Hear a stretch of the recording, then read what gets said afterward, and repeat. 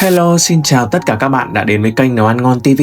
Hôm nay mình lại tiếp tục chia sẻ với các bạn một món cá rất là ngon. Đó chính là món cá cơm rim mắm tỏi ớt. Món này có hương vị mặn ngọt chua cay đậm đà, ăn rất là hao cơm nha. Bây giờ các bạn vào bếp cùng mình nhé. Hôm nay mình có mua được một hộp cá cơm loại nhỏ hay còn gọi là cá mờm cơm. Khối lượng là 150g. Vì nhẹ cân nên là 150g được khá nhiều nha, đủ cho một bữa của gia đình ăn. Cá khô thì mình sẽ rửa qua với một lần nước cho ra bớt bụi bẩn nhé. Sau đó thì mình sẽ ngâm với nước khoảng 5 phút để cho cá mềm hơn. Một lát nữa chiên sẽ giòn và không bị dai nha. Cũng không nên ngâm lâu quá, cá sẽ dễ nát trong quá trình chế biến. Sau 5 phút thì mình vớt ra và để ráo nước.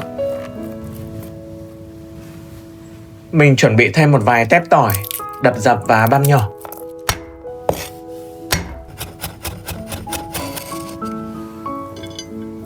Một củ hành tím cũng băm nhỏ luôn. Tiếp theo mình có 3 trái ớt cay, tùy vào mức độ các bạn ăn cay nhiều hay ít nha. Nếu không ăn cay các bạn có thể dùng ớt sừng. Ngoài ra mình chuẩn bị thêm một nhánh gừng, mùi sẽ rất là thơm và hợp với món này nha. Mình thái sợi nhỏ ra và để riêng. Bây giờ thì cá đã ráo nước rồi. Nếu mà vẫn còn ướt thì các bạn dùng thêm khăn giấy để thấm bớt đi. Sau đó thì các bạn cho vào đây khoảng 3 thìa canh đầy bột bắp. Mình trộn đều lên để cho cá được áo một lớp bột và tách rời nhau nha. Và phải khô ráo như thế này. Nếu mà bột bị ướt và bết lại thì các bạn cứ cho thêm bột vào, trộn cho tới khi cá khô ráo và tơi ra. Bây giờ mình chuẩn bị một chiếc chảo để chiên cá nhé. Bật bếp lửa lớn vừa, chờ cho dầu nóng ra rồi mới thả cá vào chiên. Mình sẽ chia làm 2 lần chiên, không nên chiên một lần nhiều quá để cho cá được tơi và không bị dính vào nhau. Đó, các bạn đảo nhẹ trên dầu nóng như thế này. Cho tới khi cá vàng nhẹ và giòn thì vớt ra nhé. Không chiên vàng quá cá sẽ dễ bị khét nha.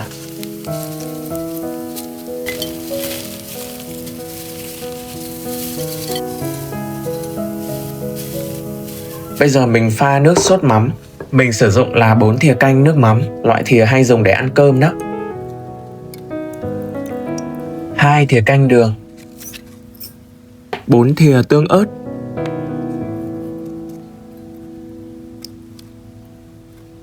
2 thìa canh giấm để tạo vị chua nhẹ, khoảng nửa thìa hạt tiêu, thêm vào 2 thìa canh nước lọc. Sau đó thì trộn đều lên. Công thức này mình làm đậm đà để ăn với cơm, hương vị chua ngọt rất là cân đối và không bị mặn nha. Để lại một chút dầu trong chảo và thêm vào 2 thìa canh đường để làm nước màu. Mình đun lửa vừa nha.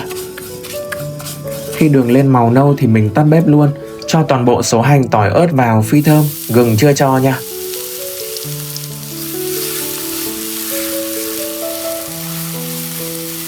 Rồi tiếp theo thì mình cho sốt nước mắm vào. Cho gừng vào luôn. Mình sẽ cho thêm một chút mè trắng, các bạn không có thì bỏ qua. Sau đó thì bật lại bếp và đảo đều. Mình sẽ đun cho nước sốt sánh sệt lại. Sau đó thì hạ nhỏ lửa, cho toàn bộ số cá vào, đảo nhanh tay để sốt bám đều nha. Mùi nước sốt với cá lúc này rất là thơm. Đảo đều khoảng 2 đến 3 phút cho tới khi phần nước sốt cạn và cá có độ kết dính nhẹ là được. Mình làm thế này nó sẽ gần giống với các cái quà đặc sản mà khi đi du lịch biển mình thường mua. Ăn rất là ngon. Đó, cá sẽ khô ráo và có cái độ kết dính nhẹ như vậy mà lại vẫn giữ được độ giòn nha. Vậy là mình đã chia sẻ xong cách làm món cá cơm rim mắm tỏi ớt. Cá có vị chua mặn ngọt cân đối, thơm của gừng hành tỏi, cay của ớt, lại có một chút giòn nhẹ, ăn rất là thú vị. Các bạn có thể làm nhiều sau đó đóng hộp cất vào tủ ăn được rất là lâu. Món này ăn với cơm nóng rất là ngon luôn. Các bạn nhớ thử theo công thức này nha. Cảm ơn tất cả các bạn đã quan tâm theo dõi. Nếu thích thì hãy ủng hộ mình bằng cách like và đăng ký kênh. Tạm biệt và hẹn gặp lại các bạn ở những video tiếp theo.